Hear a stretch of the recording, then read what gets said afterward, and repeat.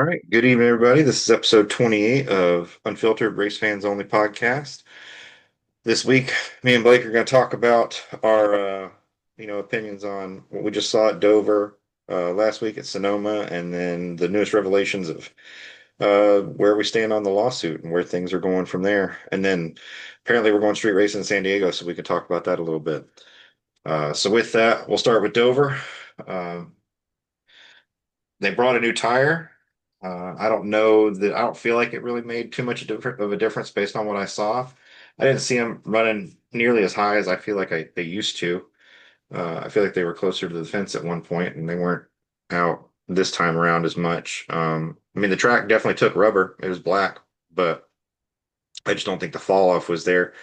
You didn't see a dramatic capability to pass, uh, or at least compared to track position.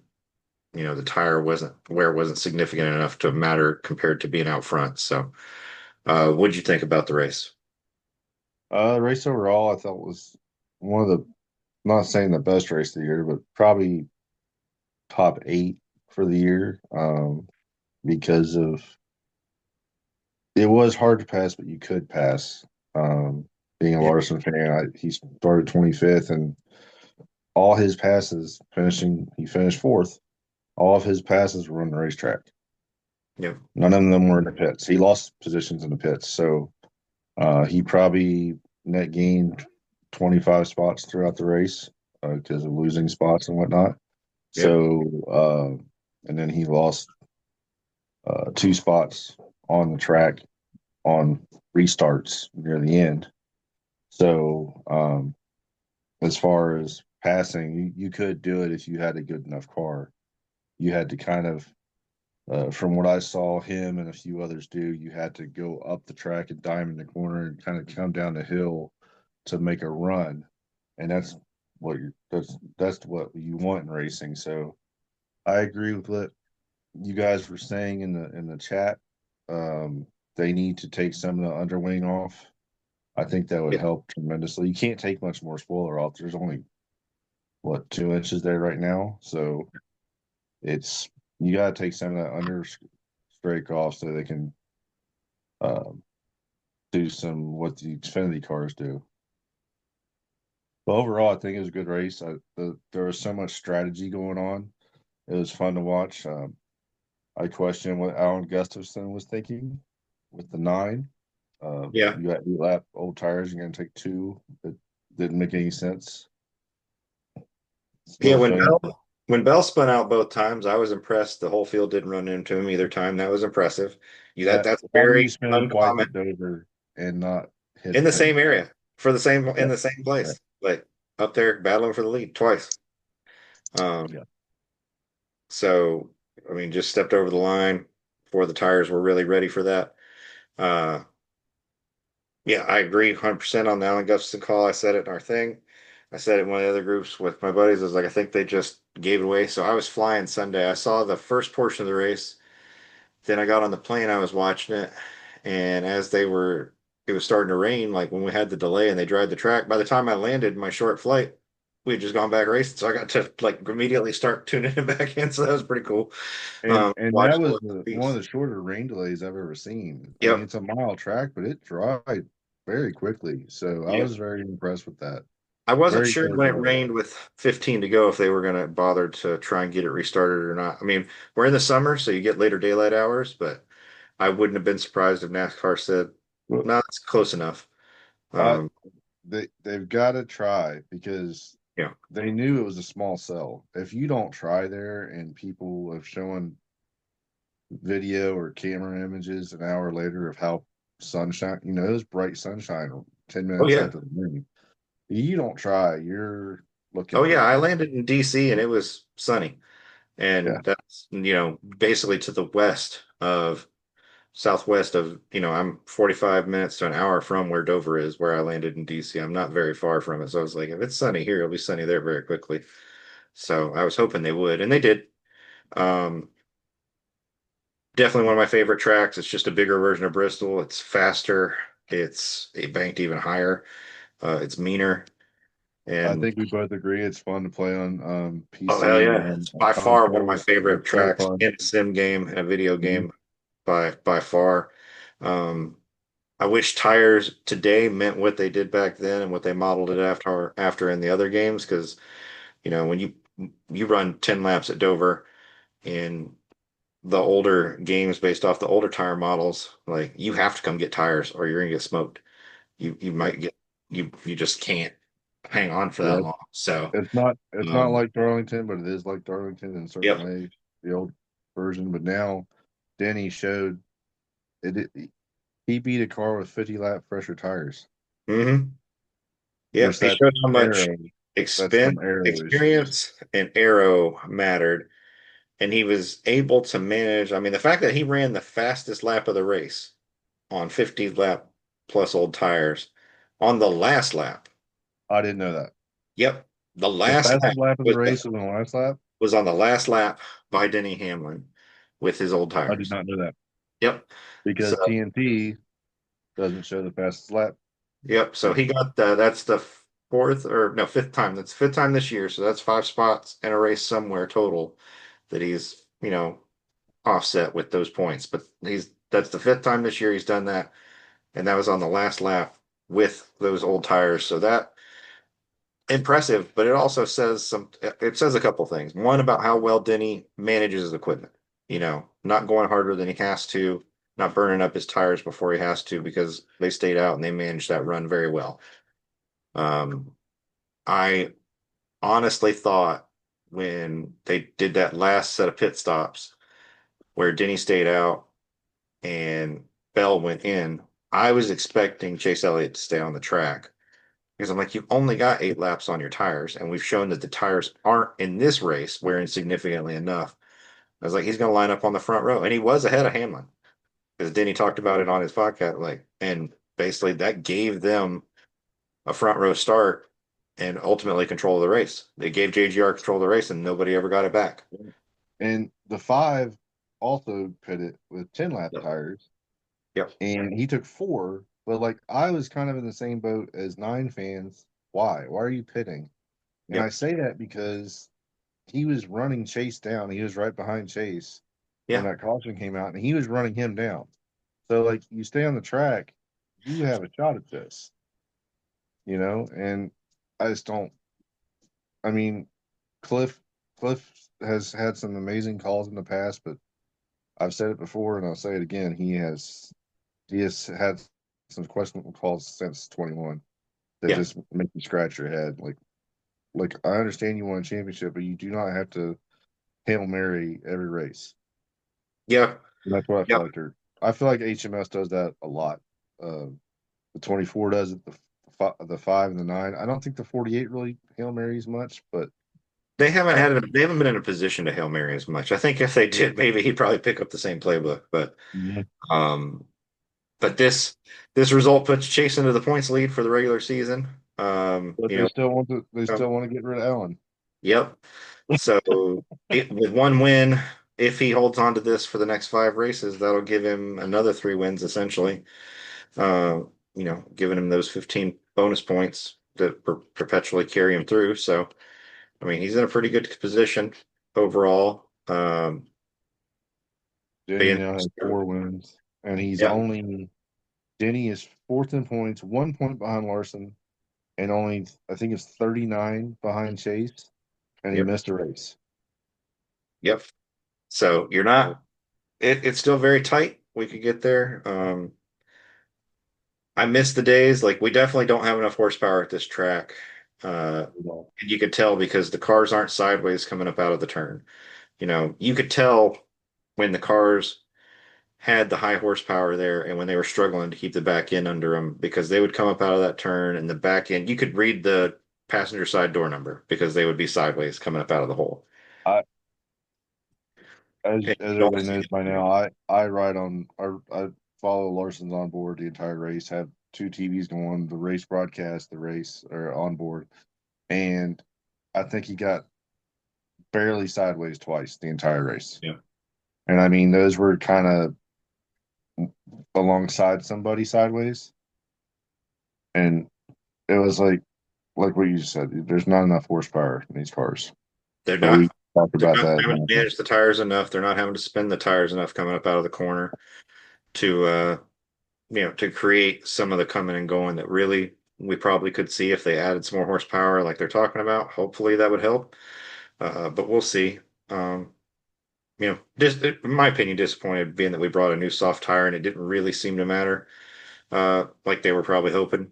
But I agree, it wasn't a bad race. It just uh, for being one of my favorite tracks, could have been better. There was plenty of passing, I'll say that. It wasn't just like you could only pass on pit road. That definitely wasn't the case. Depending on how you approached the high, the middle, or the low line. And they never really got out to the fence, but like your lane and a half down from the top, your middle and your bottom, you could kind of pick how you got your runs. And Larson made passes on the bottom. So did some of the others. I'll say it was interesting watching, uh, you know, throughout the race, the battle for who was going to advance to this tie versus tie this coming week at Indianapolis. Tyrone Dillon still alive. I wasn't sure after this week if he was going to get there, just because this was more traditional. And now my argument, I called in last week to NASCAR Radio. They were asking who you were going to pick and why, and so my 2 cents. We didn't get to talk about this last week, but I had picked Ty Gibbs versus Ty Dillon when I called in. And my logic was that Ty Gibbs is the only JGR driver who hasn't won, and JGR is going to have all their eggs in that basket, doing whatever they can to get him to win. So chances are, because you had three Toyotas and one Chevy, so chances are that Ty's going to be getting a ton of support. So even if the $1 million contest for the bracket wasn't a factor, they've got so many eggs in that basket right now to get that fourth car in the playoffs anyway that he's going to have a heavy, heavy, backing behind him to continue to, move forward in the points, try and get into the playoffs and or win. And he did. He ran well overall, um, better than Reddick. I was surprised Reddick didn't run as well because Reddick's a high groove kind of guy, and Dover is a high groove racetrack usually. So I was expecting more out of the 45, and that didn't happen. But from the other side, even though JHN has been running great this season, and probably better than everybody would expect overall for the legacy guys, I figured if I'm Chevy, I got one bullet in this fight. And I get that it's, a bracket for the drivers, but what manufacturer doesn't want to win the first version of this thing? So if I'm Right. Chevy, I'm for this iteration, I'm going to be working with HMS and RCR and like we collectively we want to win this. We don't want Toyota to win this. Yeah. I So I I get think if you're you're not going them, to you're give like, them one of your hey, Rick, cars, but can I borrow one of these 5 or 24s? exactly Can I like borrow them? if I'm Richard this week and I'm Chevy, I'd be looking over at Rick and be like, for this one race, I get it's the Brickyard. You don't have to give me a race winning car, but can you give me like one tier down, just something I can fight with, Yeah. uh, or have Cliff and them kind of share their notes with Ty's guys because at the end of the day, if I'm Ty's Chevy, gonna I fly want to to win. Indy. He's won Xfinity there. So I Yep. mean, So so that was kind of my logic was like Chevy has one bullet, they only have to focus in Toyota has three bullets. You only have to focus on one versus three, and you've got differing agendas between 2311 and they're needing to run good because of the legal drama and everything to kind of take some heat off. JGR needing to get a fourth driver in, and then Legacy continuing to try to improve. Like all those things competing agendas under the Toyota banner versus Ty Dillon off here by himself. Like I felt like they could just stack the resources uh, in Ty's favor, and I don't think they did that by any means this week. But going into Indianapolis now that he's at the final, like I would hope Chevy is smart enough to do that. We'll see. If he shows up and he doesn't have the speed, I'll be disappointed in Chevrolet because I feel like they'll let an opportunity slip away well, to do that. something's going on behind the scenes.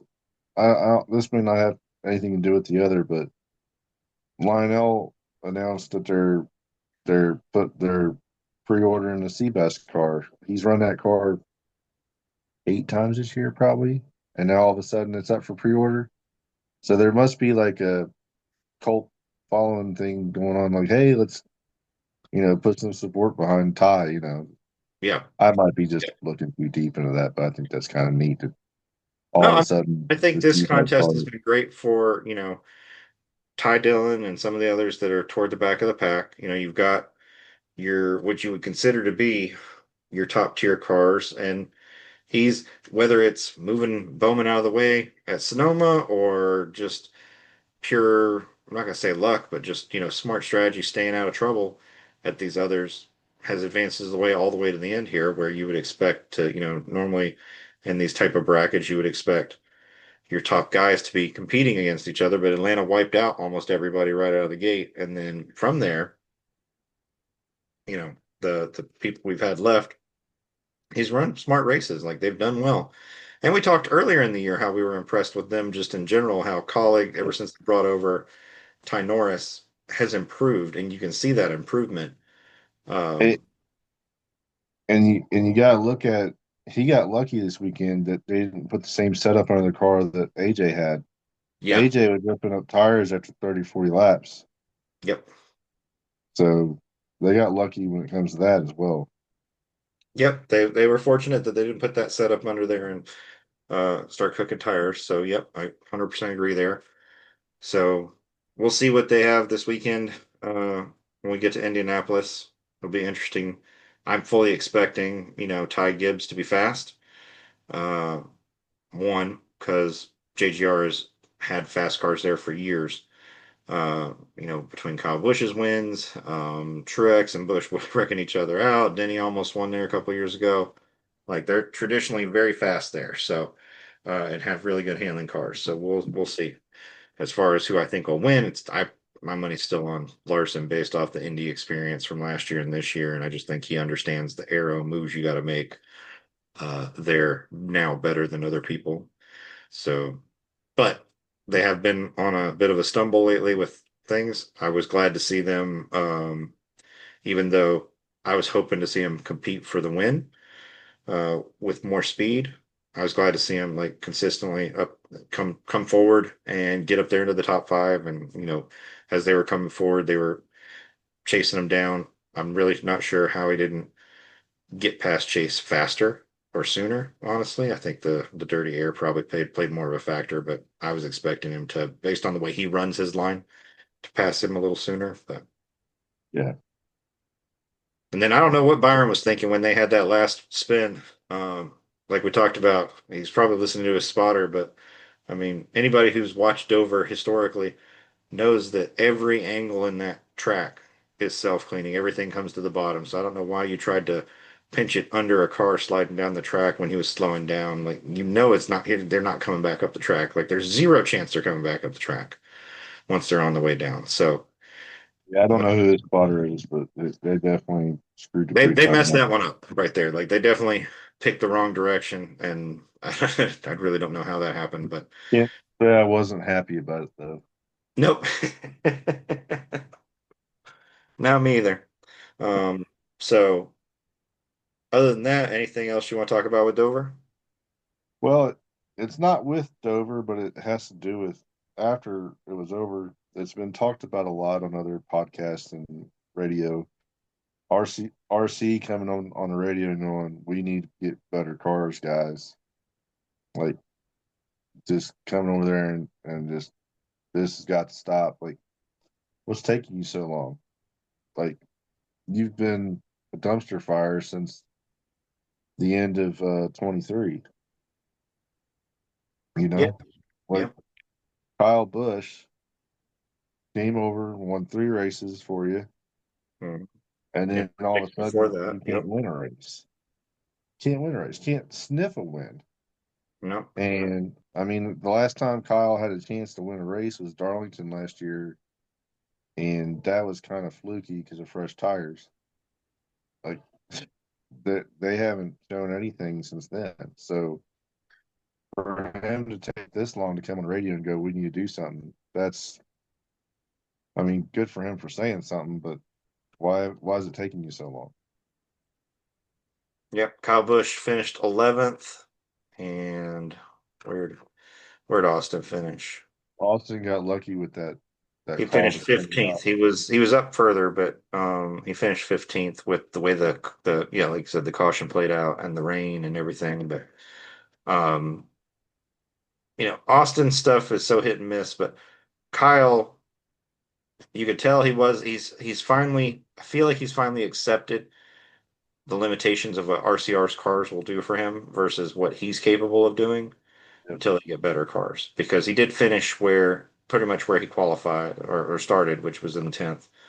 Um, and I think 2 years ago he would have pushed it a little harder and ultimately spun out, wrecked the car.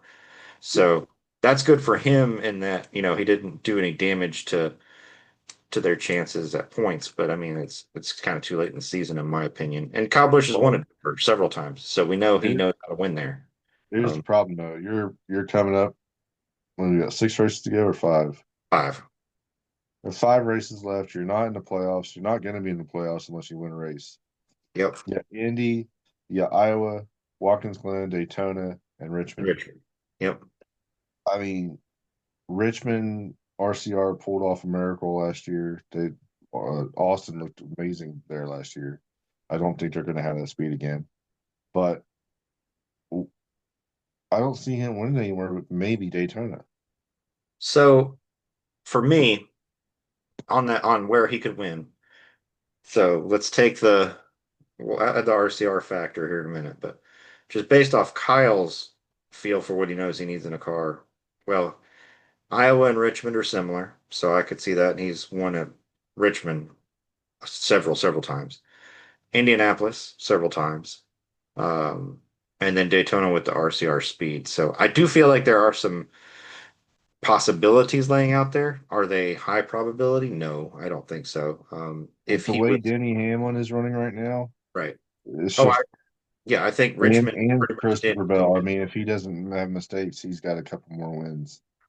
You know, Denny, Christopher Bell, Chase, Larson, and Byron, they're all in a sense untouchable right now. And then Briscoe is really on the cusp of being there too. Well, when I look at the remaining races, I don't see Byron winning anything before the playoffs.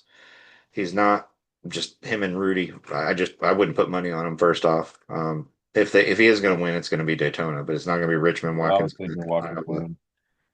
Well, first off, okay, so He last year, dominated 23. yeah, but you got SVG and SVG is pretty much undefeated at the road courses. I don't see, and then nobody, and it's not even close.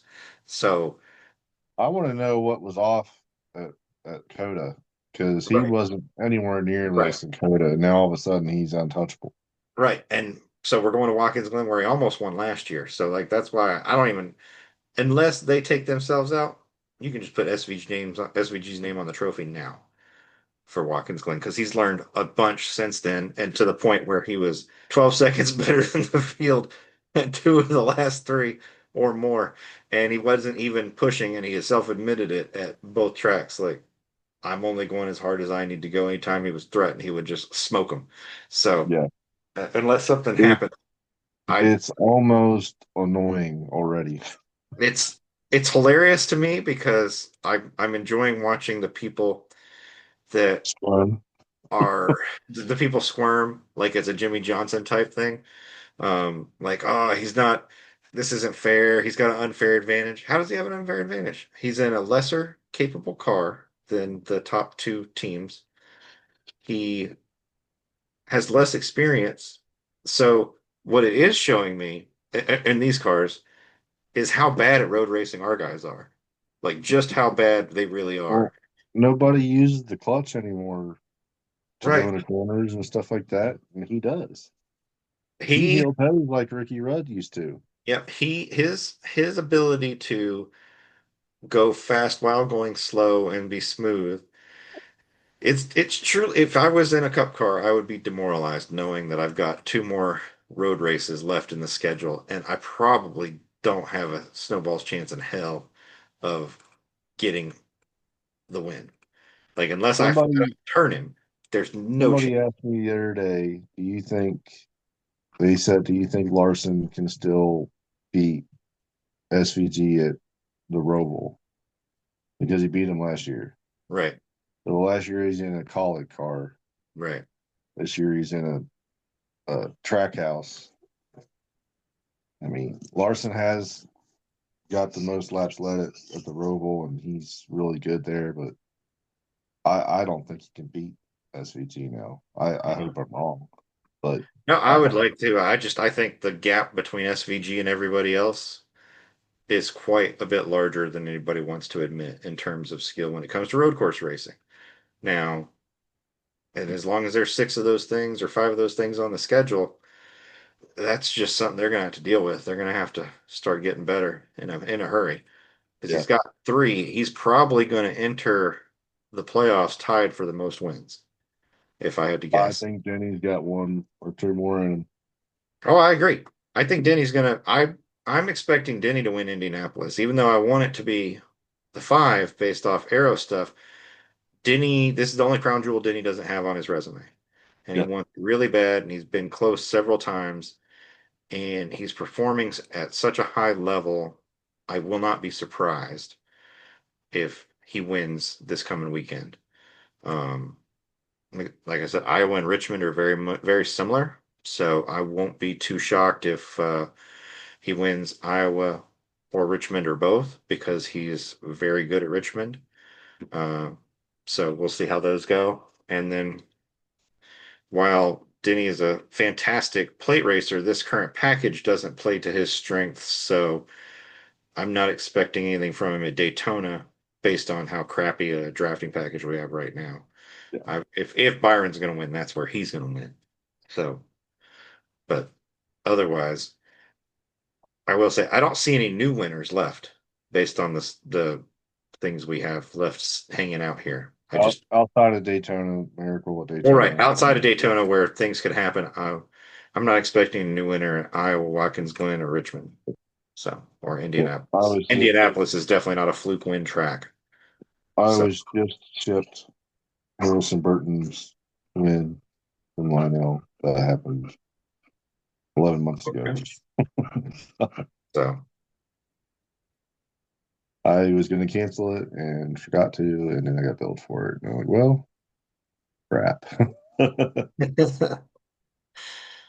so, um, with that, we can back up one race to Sonoma, unless there's anything else you want to talk about with Dover.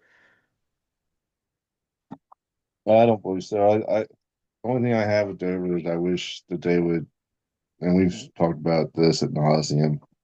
I just wish we could go back to normal racing. Don't do stages. Keep stages. I love stages. Just don't do the breaks Yeah, because you had a good race building. You had comers and goers. You had tires finally falling off right about the time they were pitting, and it just you're taking so much of the aspect of what NASCAR used to be out of it, and right when a car is coming in, time to pit. So just I wish we could go back to at least the first. You can have your stage break on stage one, but on stage two, just keep going or mix it up. Run yeah, through stage one and stop at stage two if you want. Just do one or the other or neither of them because it just takes away from what racing actually is. well, with But this car, I'll say, and we had it more when you had more tire to work with. I do think with this car, stage brakes, to your point, they work against the caution part specifically, works against the wear and tear of the car because you're not going long enough for the tires to wear out. So you are working against the ability to create the comers and goers. Where when you had more rubber on the tires because the tires were bigger, they had heavier sidewalls, all that stuff in the prior generation car, the stage brakes didn't have as big an impact on the ability to make passes and things like that and to wear components out. So I would love for them to get rid of the mandatory stage cautions because I don't think the intended purpose anyway was for TV to get its stuff in and they don't stick to that plan anyway. So um, I just think they hurt the capability of the crew chiefs to do strategy because you go in knowing the strategy instead of what the race is going to play out like and things change, but ultimately you can go in there with, probably 75%, 80% of your strategy already pre-baked. And the last bit is determined by the weather and whether or not there are any other natural cautions. So I think it's hurt the overall racing product as a whole. I But don't really have anything with Sonoma. Really, it was pretty much cut and dry. I mean, yeah, yeah, I he just wish he they would run almost there he when it was he green. finished second in stage one and first in stage two and won a race. I mean, Well, the Larson fact won all three stages in 21, but he pitted at the stages. well, SVG pitted before the stage and still finished second and first. right, that's just So it. Like he did, not only that, did he pit before the stage ended, he came back and he won one of the stages after yeah, pitting. Like that showed you at what a deficit the field really is. yes. So that's all I wanted to say was like that to the point of who's going to win Watkins Glen. And unless somebody takes Shane out, it's Shane. You can put Shane's name on that trophy and the Roval trophy. And with the road racing, I'll navigate us into. It sounds like we're definitely racing in San Diego next year, Yep. and I can't. I can't under. I wish, and I don't really wish this because I would probably hurt him, but I wish I could sit down with Ben Kennedy and ask him what what is going through that mind of his. It sounds like we're going back to uh, Chicago land, Yep. which is amazing. I love it. It's awesome. I might have to get a ticket there, but you're going to do that because you didn't re-up with Chicago, but there's rumors floating that they are going to go back in 27, 28 because they're going to probably repave the roads or something. Yeah, It and they're just trying to get a doesn't. different date that doesn't impact the Fourth of July festivities and things like that, which I can understand that from the city of Chicago's aspect and how closing all that down impacts tourism. Um, shifting it to the left or the right. With the you point out the conditions with the roads. That's my so having been to San Diego, there's lots of it's a port. So San Diego is a port where Chicago is not a port. San Diego has a ton of railroad tracks all over it if we're racing in downtown San Diego versus like the what I'll call like the suburbs of San Diego. So there's like Fashion Valley, there's Gas Lamp. I'm very curious where in San Diego we're hosting this race because that will very much dictate how this race looks. If we do race in like Gas Lamp, well, that's closer to downtown. There's a ton, like I said, of railroad tracks and stuff like that. That's going to upset the cars every time you go over them. You may even bottom them out, wreck them. I'm very curious, like Blow how the that tires. would work. Blow tires, all Yeah. kinds of that's not something you have to navigate in Chicago because Chicago is not a port city, where San Diego is a major port thoroughfare. What Uh, so, what they should be doing is talking with Roger Penske and doing a dual race at Laguna Seca.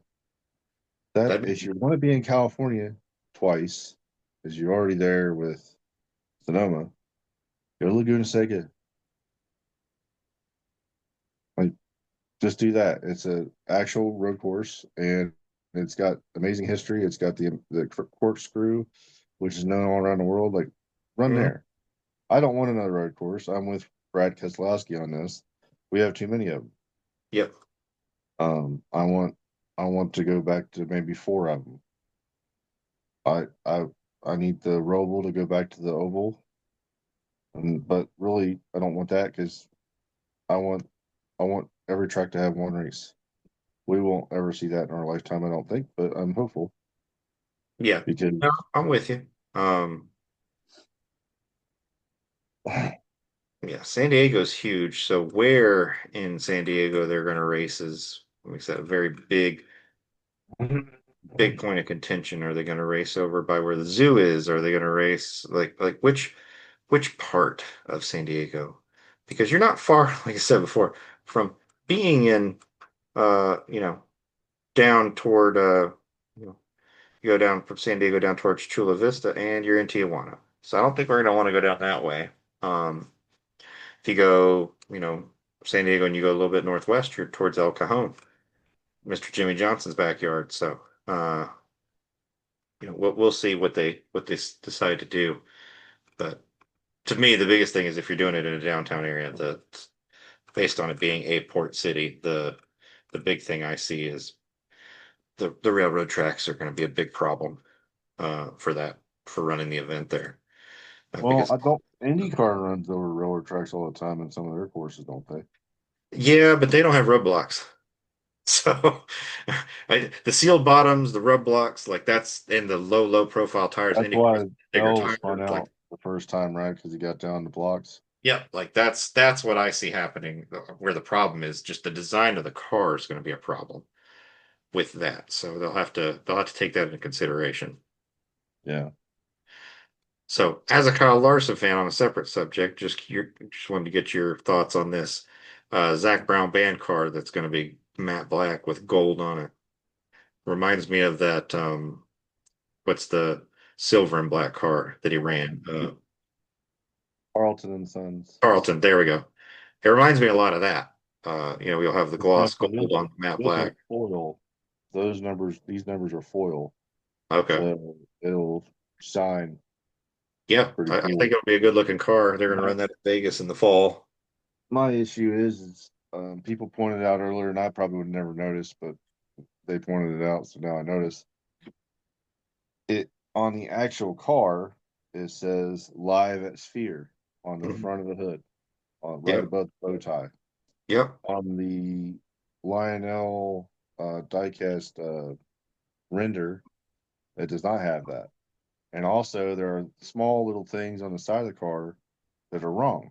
And somebody emailed them and said, "Hey, are you gonna fix this because it's not accurate?" Nope, no plans. Like, are you serious? Well, that's disappointing. Yeah. So it's not gonna have live at Sphere, and like where it says Zach Brown band right behind the five on both Hmm. sides, Yep. it's not like it's on there, but it's not accurate to what the car is shown by Hendrick. Yeah, It's I see off. that. Yeah. So it's just like, what? And it doesn't Why have is the it doing? Sphere ghosted logos on there. I'm wondering if there's a trademark issue with the Sphere at Las Vegas. Maybe they're just not telling us. I feel like If they would tell me that, that's fine. If it's like I a would have glossy, to tell assume me. if you're not going to have any of that on there, that's got to be it because you don't have Live at the Sphere, you don't have the Sphere art on there anywhere. Um, yeah, But I it have is to a good like looking that's got to car. be. Um, great looking car. I love the gold inlays on it. So Yeah, just hopeful he wins in it because we need some different, as our buddies would say, different cars in the win. as Uh, opposed to the blue. yeah, So let's talk lawsuit. So last week, leading into it, NASCAR won the injunction appeal that got overturned. Then 2311 FRM filed for a uh, basically a restraining order said that NASCAR couldn't sell their charters. They lost that as well. So NASCAR could, in theory, sell their charters. that would be incredibly stupid if Well, that's what I was the gonna say. thing Like, could I would win, think right? NASCAR's legal team would probably be like, "Listen, you don't want to do that right now because they didn't, And I, so the reason why I say that is there's a couple things. If they lose, you're gonna have to give the teams back their charters. If you can't give them back, you're gonna have to give them back the value of what they would have sold for. And based off what Rick Ware Racing's majority control of their stuff just got sold for, we're talking about a nine-figure sum for the guy at the back of the pack. Well, six charters for those three teams, you're talking about at least $600 million at a low point across all of those. So you're talking more than $500 million, probably closer to three-quarters of $1 billion in damages just for the charters, because you're talking Yeah, about three cars apiece that are two of which one was your regular season point leader last year, like that routinely have qualified. Both have groups that have qualified for the playoffs. With uh, prior with Michael McDowell twice in the last 3 years. So you've got substantial financial damage if you were to sell them. But with where it stands now, and we're going, now we're going to have to wait until the trial plays out unless something changes. I feel like, well, one, these are some pretty big blows to to the teams. not knowing how the trial's going to go.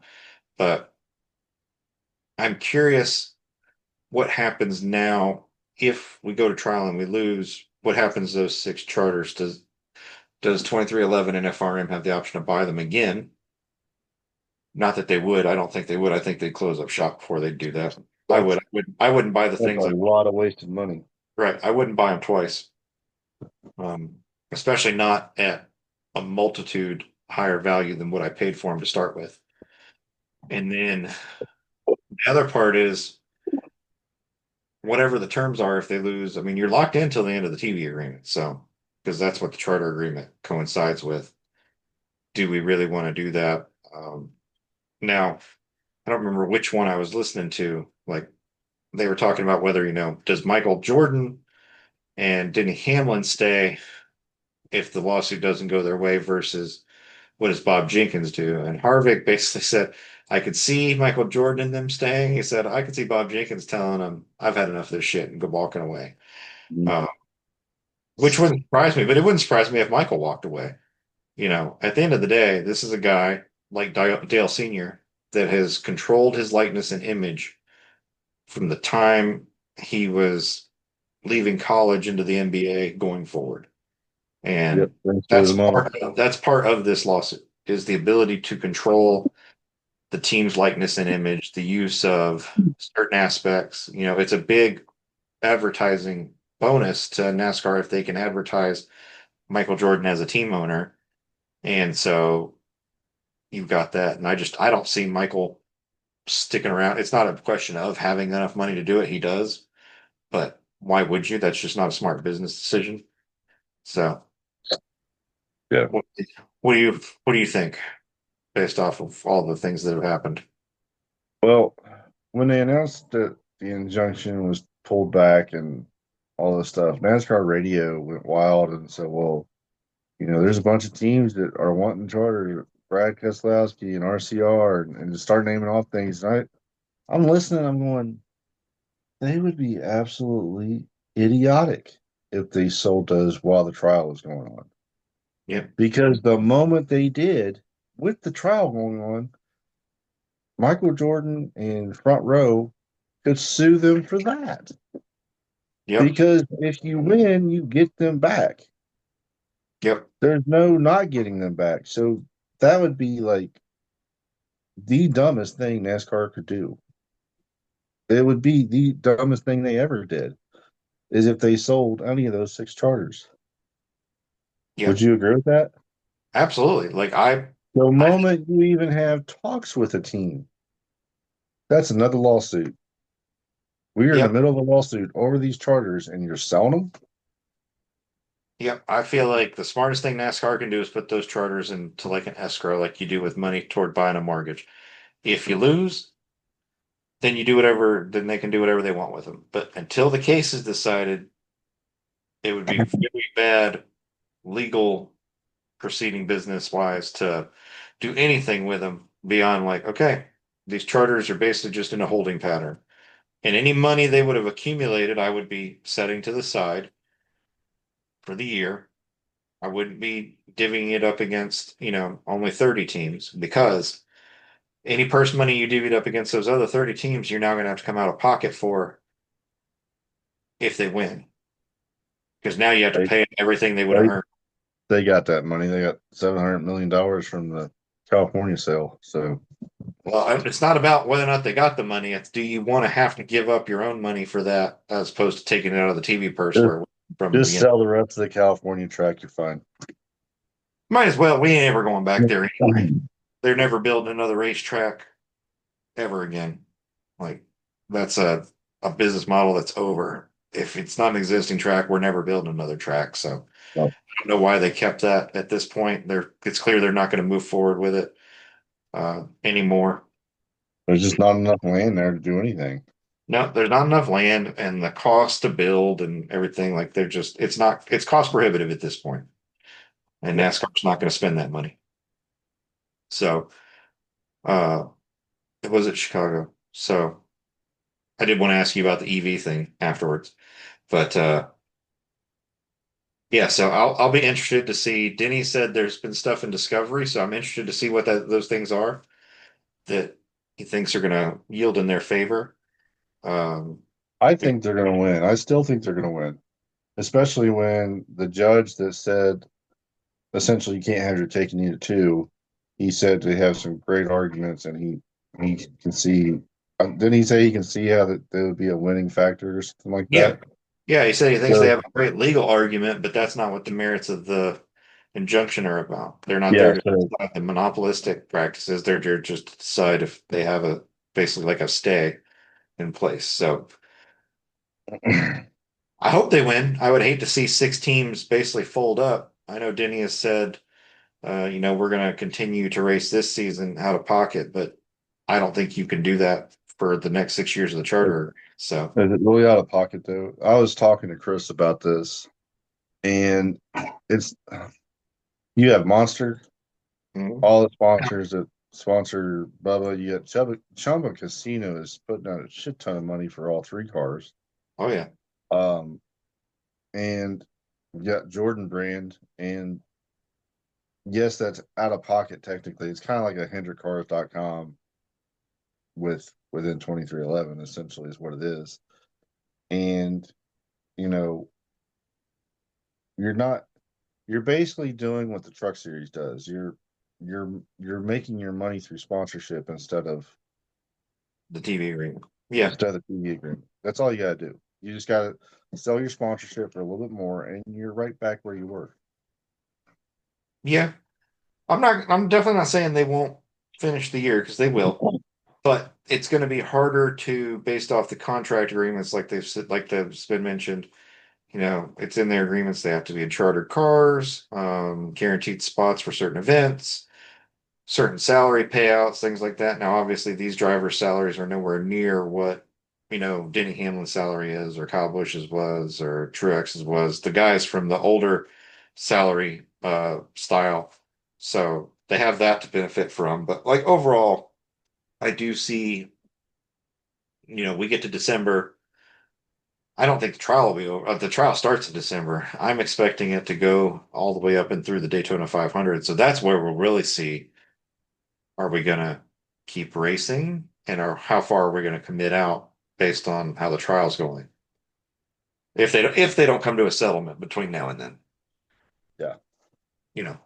Um, so just I'll be interested to see what they do, if there's any sale of those charters, things like that. But So, like I said, the moment they sell those charters, they're done. oh yeah, they've signed their own fate at that point. I They agree with you. Michael Jordan might own the sport once they do that. That wouldn't be the worst thing in the world. But Yeah. so it was at Chicago, right? That they did the EV racing, the EV demo They where did a few laps. I don't know if they yeah, actually raced. I don't know if they were really doing full out or not.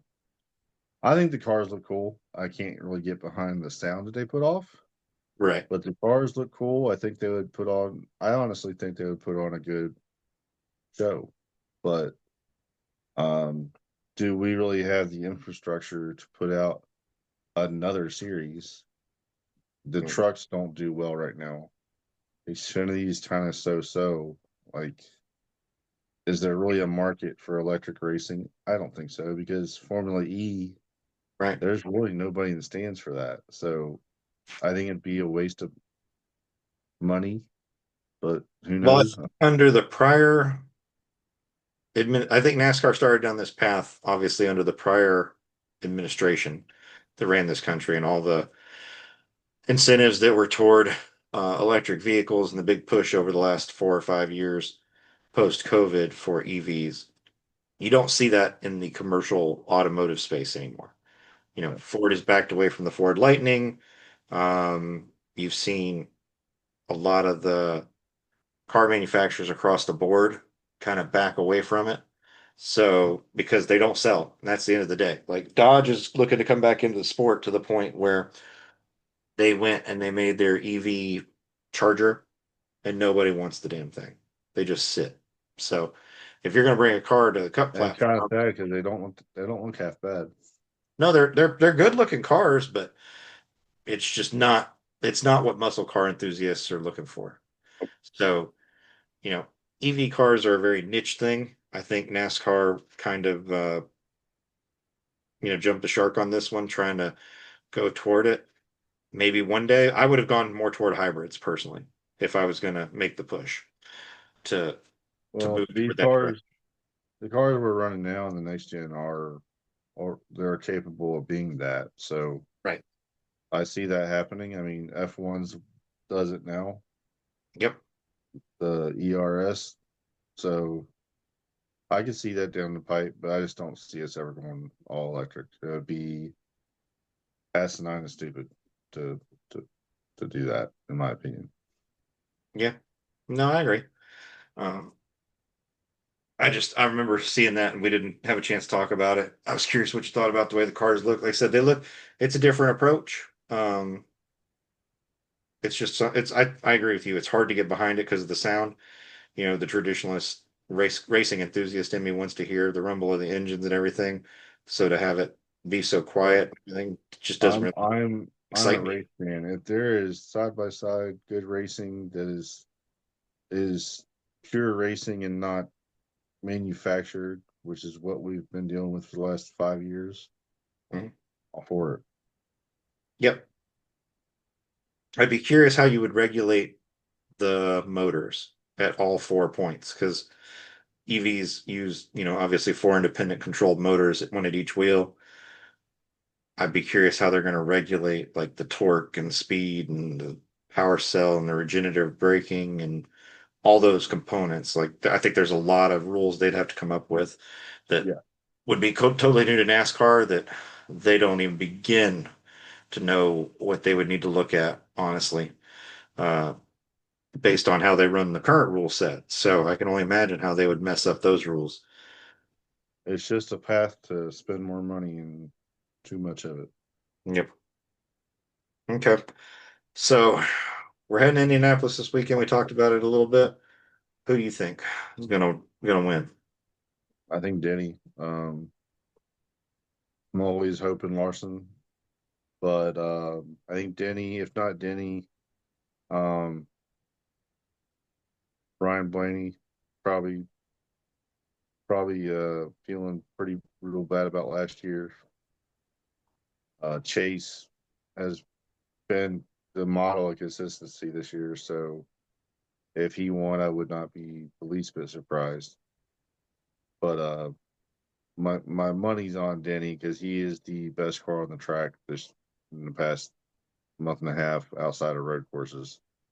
Yeah. He missed a race and he's still only 38 or whatever out of the point lead. So that kind of shows you what kind of year they're putting together with 4 wins, the most on the season. I think that he's he's just like you said earlier, he's about to get his last crown jewel that he needs.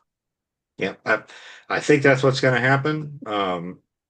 I won't be surprised if Briscoe pops up in the conversation though. Like Yeah, they've worked through their, the jitters of getting him situated I, and getting comfortable in the 19. Now that he's I, comfortable and they're performing, I, like, I was screwing with Chris the other day. I said, I tried to tell y'all, I tried to tell you guys that he'd win 1 or 2 races this year, and y'all laughed at me.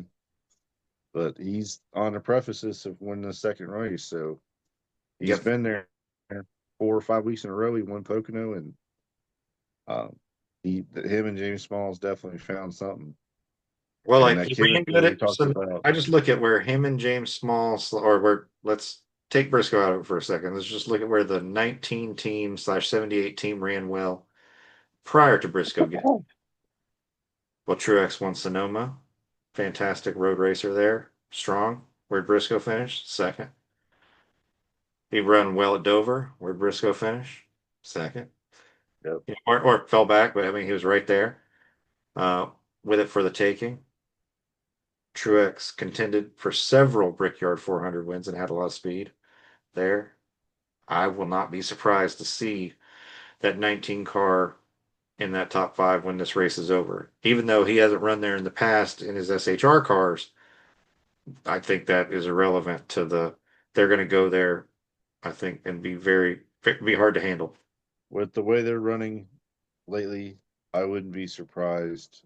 I think they're a definite for a round of eight and a potential round of four candidate. I think that they're right there. They're Yep. on the premises of being one of the four for sure. Yeah, they've definitely turned it up as we've gotten into the summer for sure.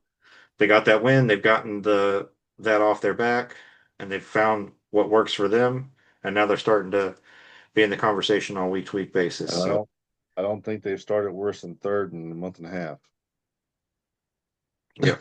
So if anybody, I think if anybody's going to take it from Denny this weekend, other than Denny himself and not Larson, I agree with you. I think it's either going to be Bell or his own two teammates, Bell or Briscoe, the double Bs. So Right?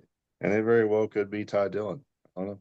it could look. I would love it if Ty Dillon somehow Dillon managed against the a way world. to win that Ty race. Dillon against the world. Yep. Um, I would Here's the like that problem for though. him. If Yeah. Dillon wins, the conspiracy black helicopter people will be on full force. They will be everywhere. This was a setup. Well, here's what makes me think Ty Dillon's going to win.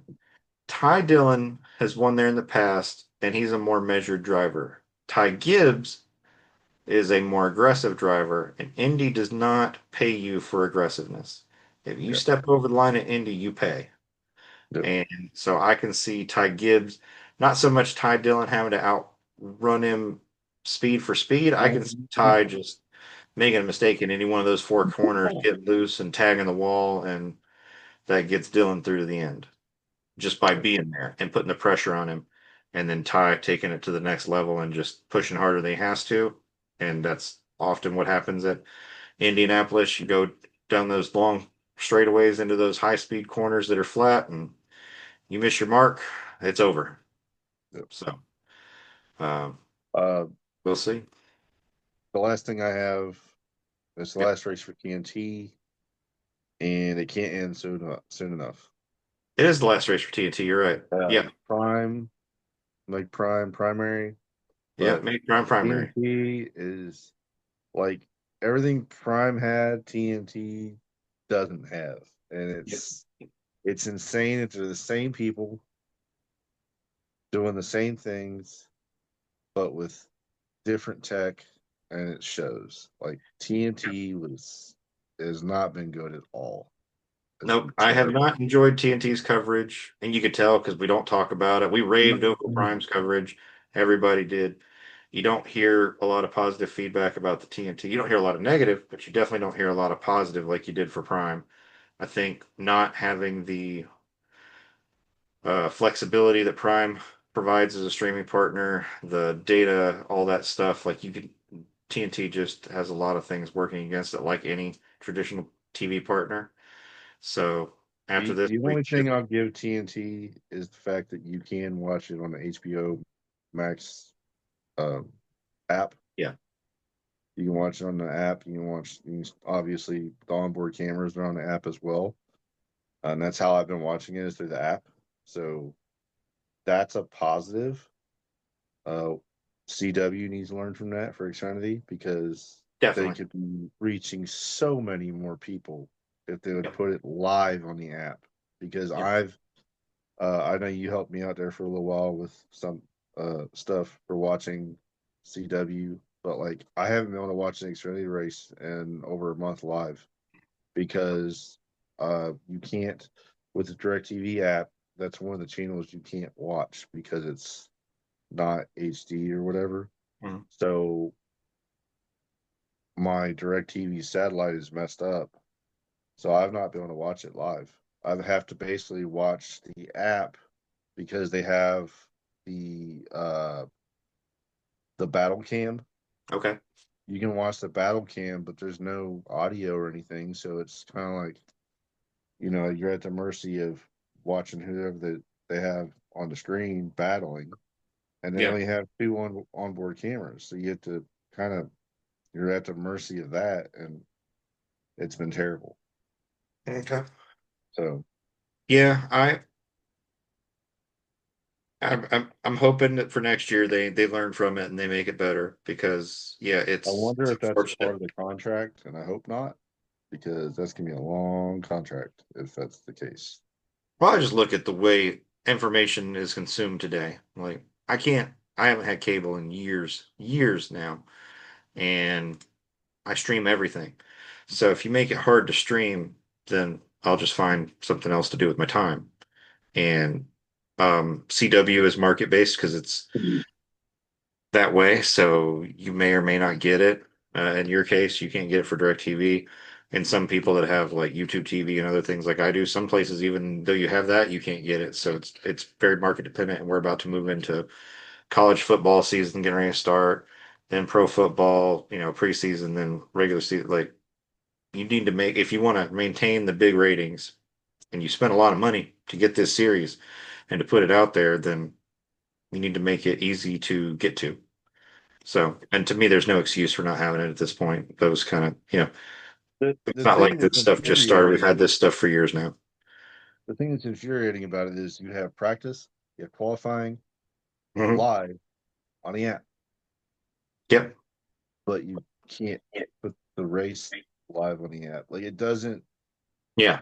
Something about that doesn't make sense. Like I don't understand. I wish I could understand what their reasoning is because it just doesn't make sense to the common redneck. Yeah.